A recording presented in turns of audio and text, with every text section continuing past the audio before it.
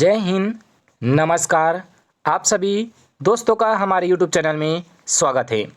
एक दोस्त द्वारा कमेंट किया जा रहा था कि छत्तीसगढ़ में पटवारी भर्ती है तो उसका एलिजिबिलिटी क्या होता है, योग्यता क्या रहता है, पूरा डिटेल इसमें आपको हम बताएंगे। इसके अलावा एक भाई द्वारा कमेंट किया गया था कि जो पटवारी का चयन होता है वो कैसे होता है, जिले स्तर पर होता है कि राज्य स्तर पर होता है, अर्थात राज्य लेवल पर कटअप बनता है या जिला जिला में अलग अलग कटअप बनता है, ये पूछा था।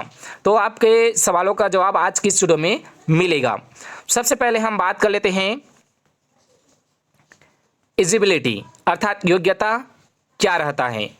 तो ये पुरानी भर्ती का है जो पिछले वर्षों में निकाले गए थे।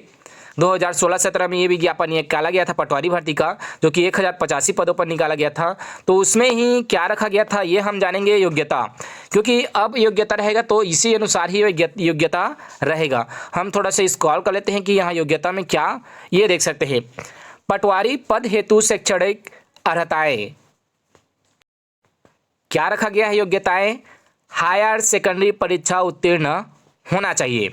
क्या होना चाहिए, आप मान्यता प्राप्त मंडल से 10+2 आप 12वीं पास हायर सेकेंडरी परीक्षा उत्तीर्ण किए होने चाहिए।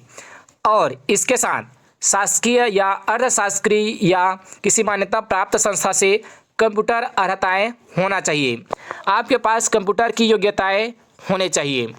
और तीसरा कहा गया है किसी मान्यता प्राप्त संस्था से प्रोग्रामिंग में कम से कम 1 वर्षीय डिप्लोमा प्रमाण पत्र तथा डाटा एंट्री की 500 की डिप्रेशन प्रति घंटा होना चाहिए। अर्थात आपको 1 वर्ष का कंप्यूटर डिप्लोमा का कोर्स किए होने चाहिए और आपका जो टाइपिंग रहेगा डाटा एंट्री का वो 500 की डिप्रेशन प्रति घंटा के हिसाब से रहना चाहिए। ये नहीं कहा गया कि डाटा एंट्री ऑपरेटर की 500 की डिप्रेशन प्रति घंटा की गति को आप परीक्षा उत्तीर्ण किए रहें।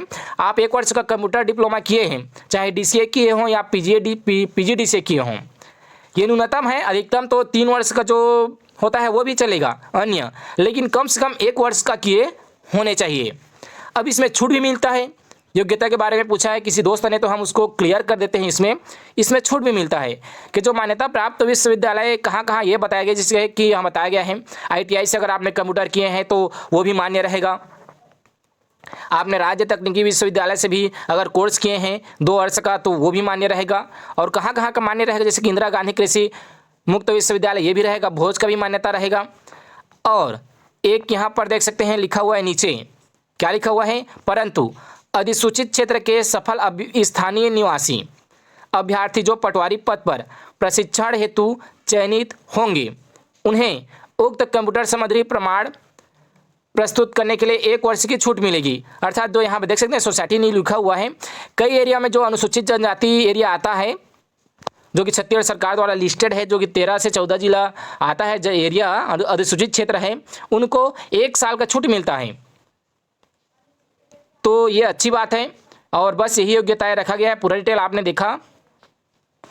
जब विज्ञापन जारी किया जाता है तो ये अधिसूचित क्षेत्र है उसका भी लिस्ट जारी किया जाता है। हम आपको नीचे डिस्क्रिप्शन बॉक्स में एक लिंक दिए हैं जहां से अधिसूचित क्षेत्र में कौन कौन आता है वो आप देख सकेंगे। इसके अलावा इसका PDF भी आप डाउनलोड कर सकते हैं कि देख सकते हैं मान्यता प्राप्त विश्वविद्यालय से ITI किए हैं या आपने भोज से किए हैं या आपने इंदिरा गांधी से किए हैं तो ये सभी मान्य रहेंगी। आपको लगता होगा कि ये सही है या नहीं, तो आप नीचे डिस्क्रिप्शन बॉक्स में लिंक दिया गया है। इसका एग्जाम CGP व्यापम द्वारा ही लिए जाते हैं। तो नीचे आपको डिस्क्रिप्शन बॉक्स में लिंक दिया है जहां से आप इसे डाउनलोड कर सकते हैं और अधिक जानकारी ले सकेंगे। जय हिंद, मिलेंगे अगले वीडियो पर।